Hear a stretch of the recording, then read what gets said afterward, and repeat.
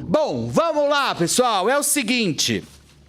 Ana Hickman, sobre a primeira derrota em disputa judicial contra o ex-marido. E a matéria é do Notícias da TV, do Daniel Castro. Ana Hickman conheceu nesta terça-feira sua primeira derrota na disputa judicial contra seu ex-marido, Alexandre Correia, a quem acusa de agressão física e de má gestão de seu patrimônio. A juíza da primeira vara criminal e de violência doméstica e família contra a mulher de Itu negou o pedido da apresentadora para que o processo de divórcio seguisse na base da Lei Maria da Penha, o que aceleraria a separação do casal. Assim, os autos foram remetidos para a Vara da Família e Sucessões de Itu, a cerca de 100 quilômetros de São Paulo. E o processo de divórcio tramitará normalmente sem a celeridade da Lei Maria da Penha. A pedido de Ana Hickman, foi protocolado na quarta-feira da semana passada, 22. Ana também requisitou e obteve medida protetiva que impede o ex de se aproximar a 500 metros dela. Na segunda-feira, 27,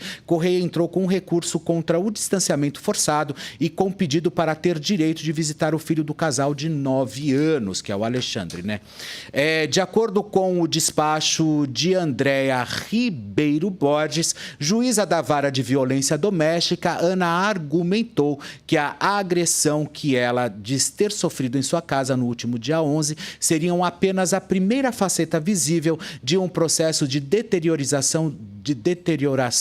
do patrimônio demarcado, sobremaneira pela quebra de fidúcia quanto à condução e administração de diversos empreendimentos de interesse comum, bem como dos bens do casal, tendo em vista a gradual e consistente descoberta pela autora de negócios jurídicos espúrios realizados sem seu conhecimento ou autorização, normalmente envolvendo vultuosos recursos, caso destinação, neste momento, ainda não é possível identificar. O problema financeiro envolvido na separação foi justamente o que pesou na decisão do juiz de não acelerar a tramitação do divórcio.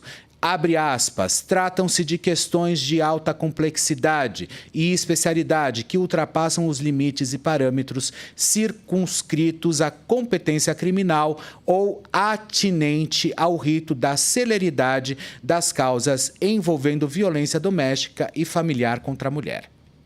Ademais, há ainda questões cujo conhecimento poderiam interessar em eventual processo de guarda e visitas ao filho menor do casal e acerca das quais esse juízo é incompetente. Escreveu a magistrada em despacho publicado no Diário Oficial do Estado de São Paulo. Na prática, a Justiça não tirou nenhum direito de Ana. Ele apenas separou o processo de divórcio de Lei Maria da Penha, que prevê uma série de benefícios à mulher vítima de violência doméstica. A acusação de agressão e a medida protetiva seguirão normalmente pela Lei Maria da Penha. O divórcio, pela complexidade que envolve, será uma discussão à parte na Vara da Família e Sucessões, tá certo?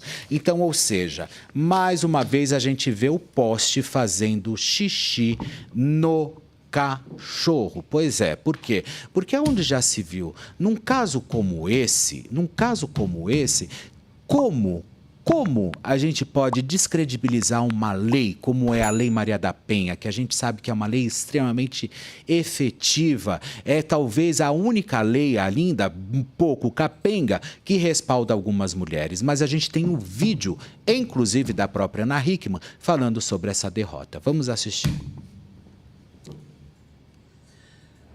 Oi, pessoal, eu acabei de chegar aqui no meu camarim, estava ao vivo, até agora há pouco aqui no programa.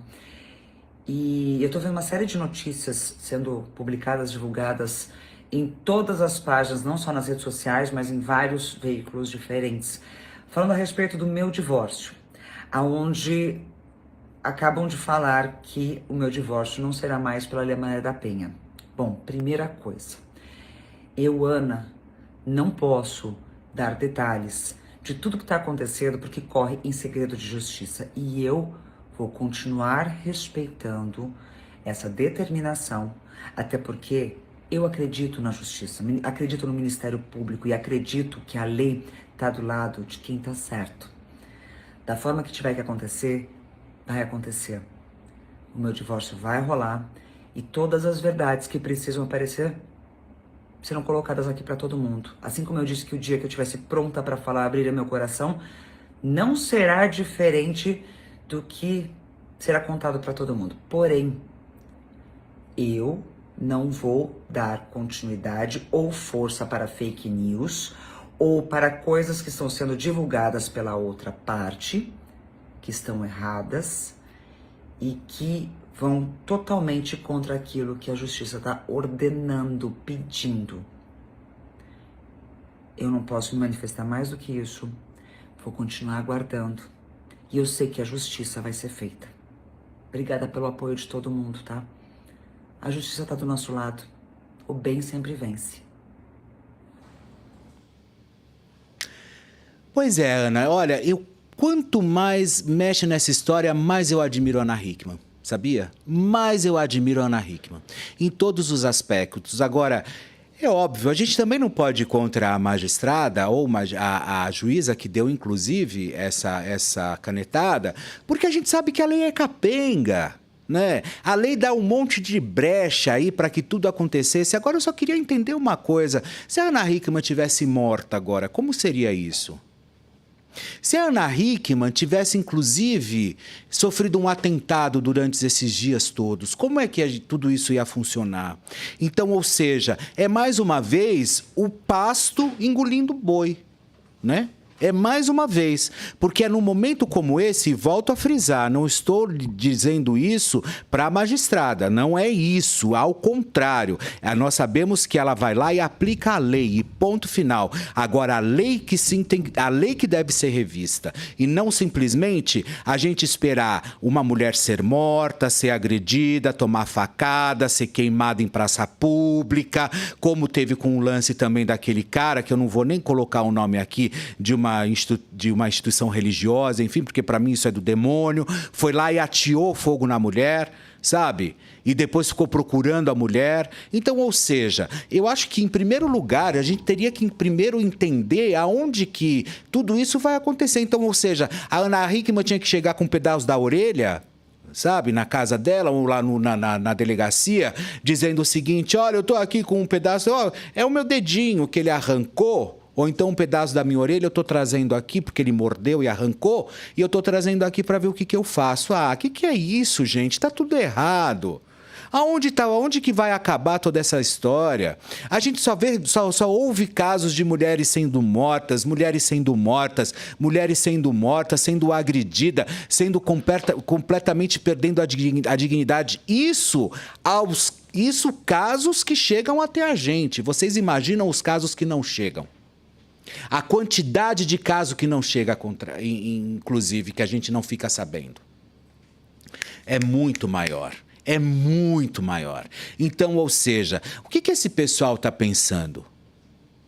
Sabe? Aí vai todo mundo contra a juíza. Ah, porque é uma mulher dando canetada na outra. Não, mas a culpa não é dela. A culpa não é da juíza. A culpa é da lei. A lei sim é culpada.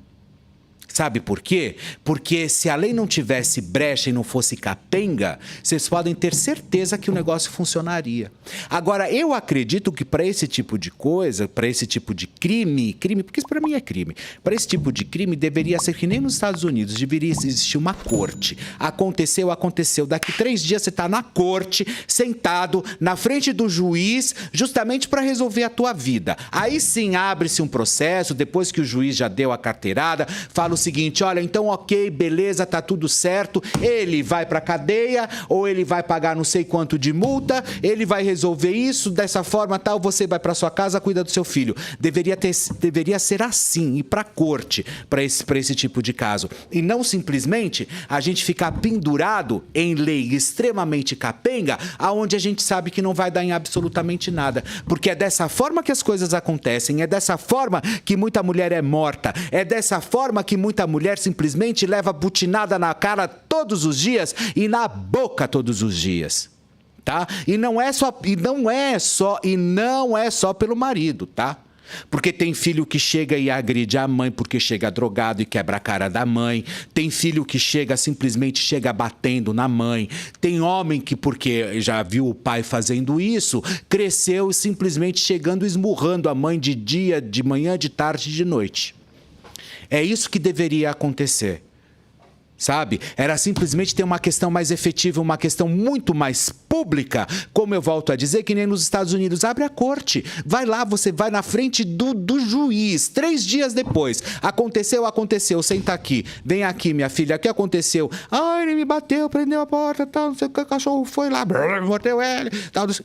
Conta tudo, põe na frente do juiz. O juiz chegar ali e falar assim, bom, para esse caso, então, você vai ser preso agora, tá? Vai ficar em preventivo, tal, não sei o quê, esperar o julgamento. Você volta para sua casa, cuida do seu filho e tchau. Entendeu? Ou seja, ou não, você vai pagar a cesta básica, vamos abrir um processo, vamos levar para frente e ser resolvido dessa forma. Porque a gente vai esperar mais quantos anos para que outras Anas Hickmans também sofram a mesma história? Mas quanto tempo a gente vai precisar? Tem que esperar, tinha que ter ateado fogo nela para que realmente fosse tomada uma atitude? Sabe, eu estou cansado dessa história, é sempre o mesmo discurso. Agora, a Lei Maria da Penha que tomou um tiro do marido e ficou paraplégica. Ela tomou um tiro do marido e ficou paraplégica numa cadeira de roda, e é por isso que existe a lei. Inclusive que leva o nome dela. Agora vocês me dizem, você acha que simplesmente isso basta? Simplesmente, eu vou neguei porque... É lógico, a juíza, ela tem que seguir a ordem. E não é culpa dela, não é culpa da juíza.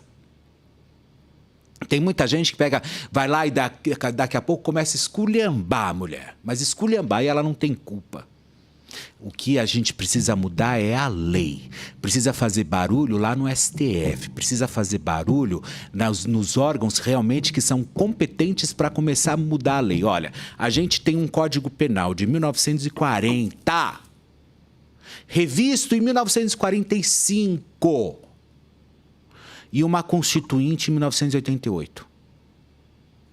Olha o avanço de 1988 até hoje. Eu estou falando de eu estou falando de 35 anos que a lei no Brasil não é revista, o Código Penal não é revisto. Prestem atenção, Código Penal, feito em 1940, revisto em 1945, e uma Constituinte de 1988, que daí pronto, aí começou a Constituinte, vamos fazer novas leis, tal, enfim. E ali, e depois disso, são 35 anos, pessoal. 36 anos. São 36 anos sem mexer numa vírgula do Código Penal. A única coisa que evoluiu de 88 até hoje no Brasil foi a internet. Rede social, 5G, só a única coisa que evoluiu. Porque o restante não evoluiu em absolutamente nada.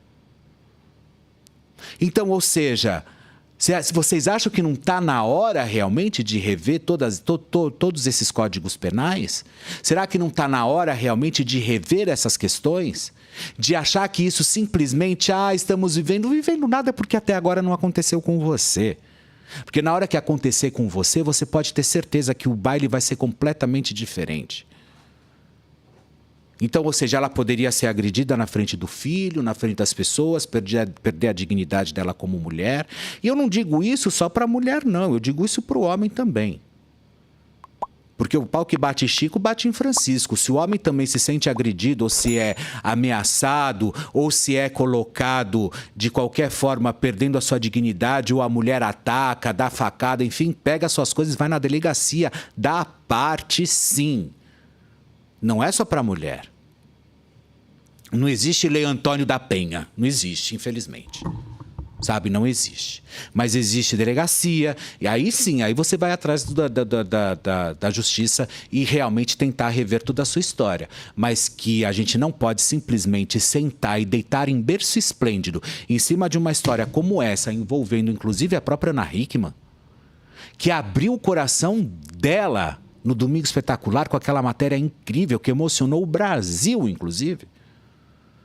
os requintes de crueldade que essa mulher sofreu e sofria. Isso foi tudo que ela pôde contar.